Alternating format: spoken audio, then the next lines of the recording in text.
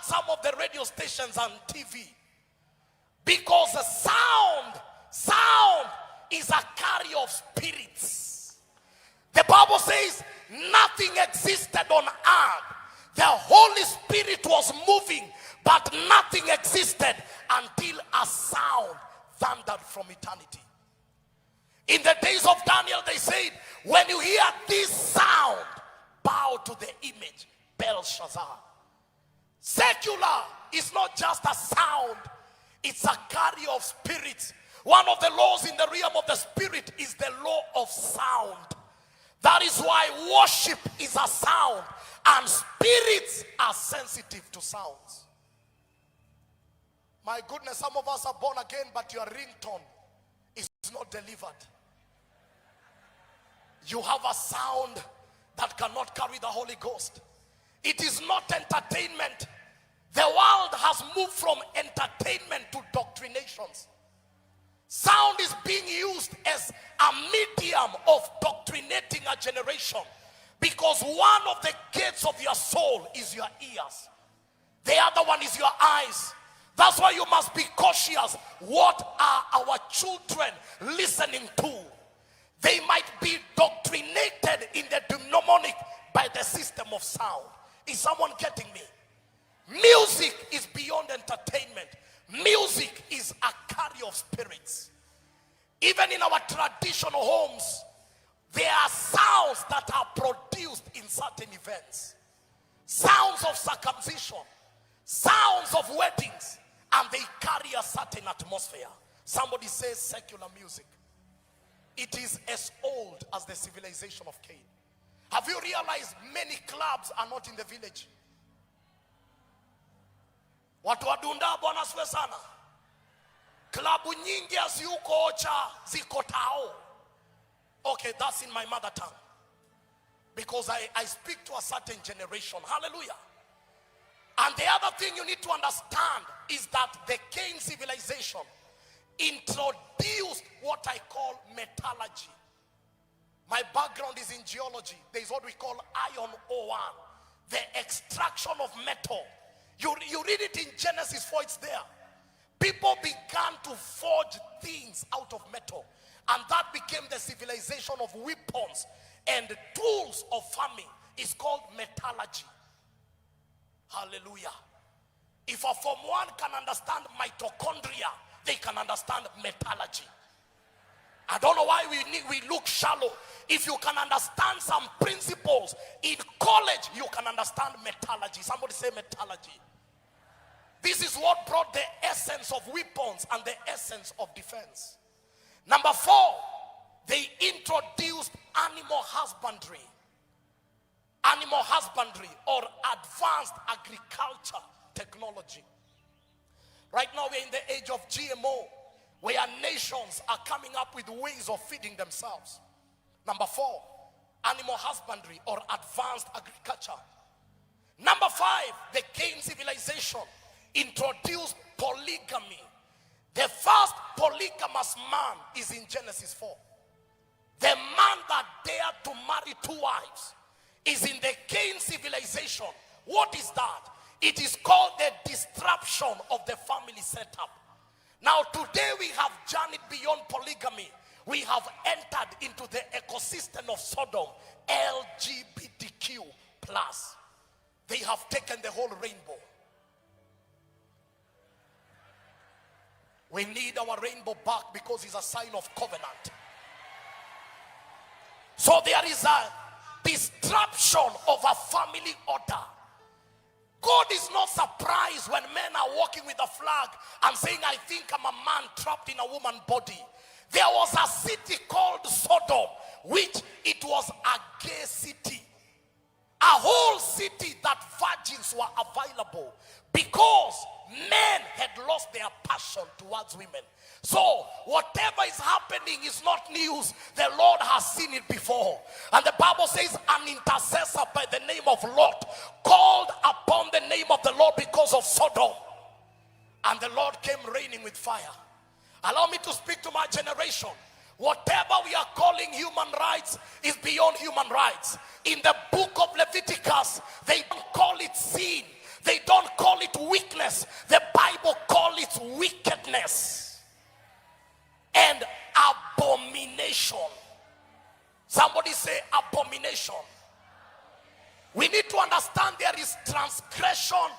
trespass iniquity. When you transgress, you have crossed the boundaries. When you trespass, you have gone beyond the boundary. Mercy can speak. But when abomination comes, judgment enters. Africa, the Lord is preserving us. Let us not be the damn side of moral chaos. You study the patterns of scripture. Israel was preserved in Africa. Were it not for Egypt, Joseph and his family would have died. It took Africa to preserve Israel. They came as 72 members, left as a nation of 2 million. Africa. Jesus was preserved in Africa. Even now, the moves of God are being preserved in Africa. We cannot look to the west. We can only lift our eyes above the hills, because we are the solution of the world. In the radar of economics, they can call us the third world country. But in the radar of spirituality, we are the first world country. Let us know our identity. Let us not permit the civilization of the West corrupt our generation. Somebody must stand and declare it. Hallelujah. Hallelujah. Thank you, Holy Ghost. The other civilization was the civilization of vengeance. They pioneered vengeance. Families are going to stand. I say families are going to stand. We will marry young and divorces will come to an end. There will be no disruption of families. The identity of us being the leading nation in terms of single mothers out of this revival and the moves of God, there must be a shift. Vengeance and civil war were there.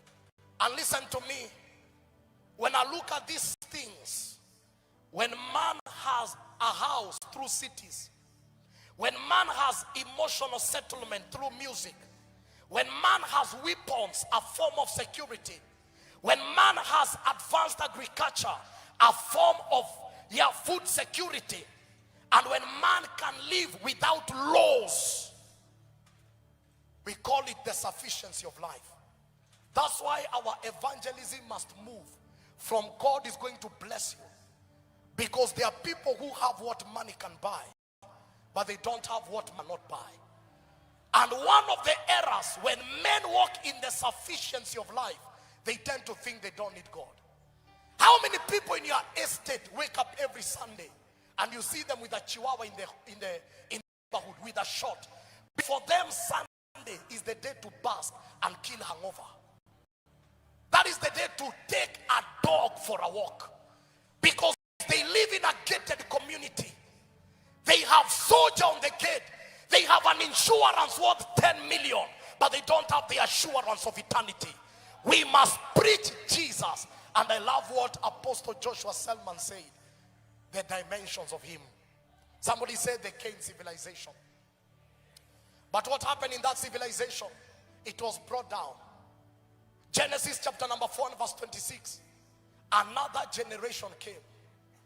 Another seed came from Adam. The Bible says now, Genesis 4:26. 26. This is the end, and this is what is going to happen. Genesis here, the Bible says, and as for Seth, to him also a son was born, and he named him Enosh. Then what happened? Then men began to call on the name of the Lord. I want to announce the Enosh generation is rising in our day in the mighty name of Jesus. Even in the Cain civilization, there was a generation that called upon the name of the Lord. This is the system of revival in a civilization that is warped. Can I continue? Somebody says civilization number 2. Somebody speak to me. Civilization number 2. It is called the civilization of Egypt. Right now there is an intention to introduce African Renaissance into our curriculum. It is so sad CRE wants to be kicked out, And they want to teach CRE alongside what they call Africanism. If your child is doing CBC, every time they will send you to consult some very historical things about culture. Our children are being taught about ancestral worship. It is engraved in our curriculum because the system of Egypt is the system of spirituality. Please forget about the pyramids. You study the mystery of the pyramids is another conversation. But Egypt is the foundation of witchcraft, sorcery, black magic, ancestral worship, satanism, Freemasonry. All these find their expression in Egypt. You look at the symbols of Freemasons, it has their origin, the pyramid, the concept of the Satan as a big builder. It has its origin in Egypt. Somebody say Egypt. Somebody say Egypt. Hallelujah. Are you still there? Ask your neighbor, are you still there? Tell that neighbor, if you understood Pythagoras, you can understand the civilization of Egypt. Tell that neighbor, you are too deep for life. And ask that neighbor, how did that thing even help you? By class 4, we knew algebra. That is already Arabic, class 4. And we can't understand Greek. Yet at class 4 knows algebra. And that's why the gospel is not making sense. They are too deep for simple conversations. Egypt civilization. Egypt is the civilization of all spirituality. Witchcraft, sorcery, magic, satanism, all of it has its root in Egypt. And that is why when the Lord sent Moses back to Egypt, he never sent him with grammar, he sent him with power. Pharaoh does not understand English. Pharaoh does not converse on negotiations. The kingdom of darkness is not United Nations. You are not a diplomat in the spirit. You are an end-time warrior. The language of warriors is war. We need to get out of this diplomatic preaching and come to revival preaching. There is so much calmness on the altar. The kingdom of darkness is taking our children as young as high school. We have satanists in our primary and secondary schools. We need agents there who are full of the Holy Ghost.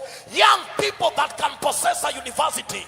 People that can enter there with the fire of the Holy Ghost. It is altar for altar, fire for fire, sound for sound. But let the living God answer with fire. Egypt does not understand grammar. It does not understand Hebrew. It does not understand calmness.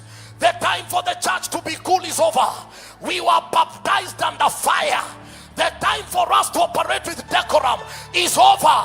Egypt is rising. Witches are all over. Freemasons are even going on TV. What happened to our nation? A time has come for the church to arise. Hallelujah. And the Bible says, listen how you'll survive in Egypt.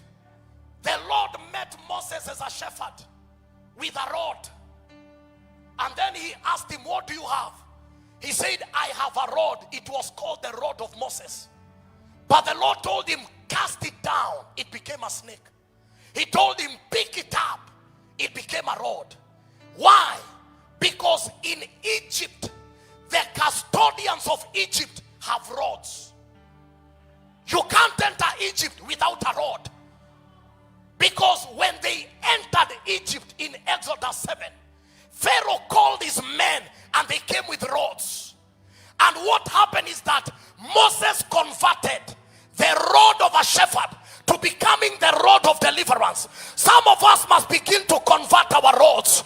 Your PhD can be converted into a rod of deliverance. Your doctorate, you are a doctor, yes, but that is a rod that can enter into Egypt. I don't know who I'm talking to, but Egypt understands rods. Kaya Shataya Poli Barataya. We are so our day, the devil is taking over. The system of Egypt had an advantage. Their men had rods. The rod of Moses had to be converted into a tool of deliverance.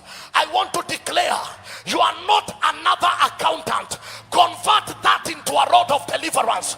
In that office, you don't understand the foundations. Some of the people you are working with, they consult black magic.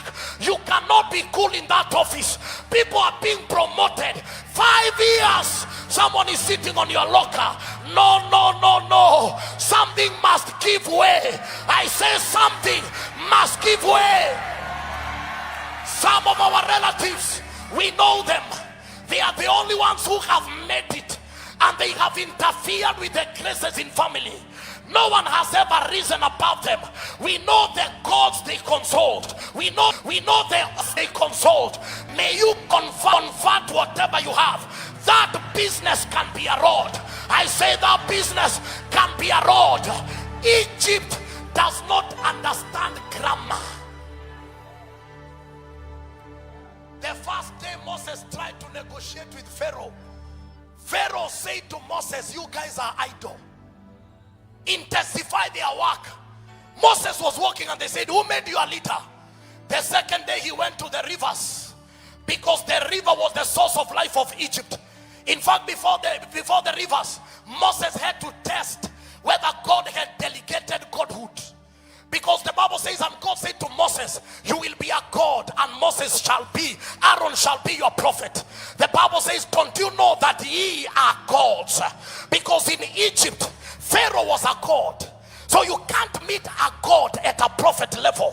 The Lord must leave you to a God level, so that you can have the conversation of territory. And when he appeared, it was not the rod of Moses that swallowed the rod of the wise men. It was the rod of Aaron. It was not the rod of Moses. The rod of Moses was there for heavier matters. Ricardo Manda Sataya. The rod of Moses was there for heavier matters. Elementary levels. He told, now you are the prophet Aaron.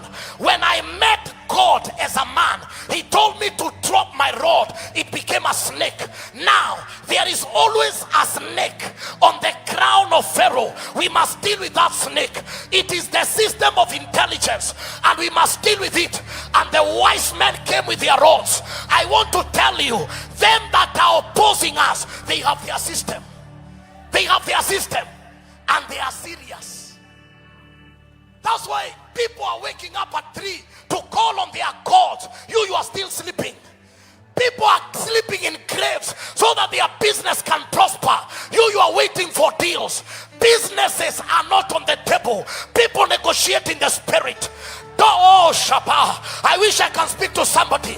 There is a realm where degrees don't promote you. It is the altar that backs you up that gives you an advantage.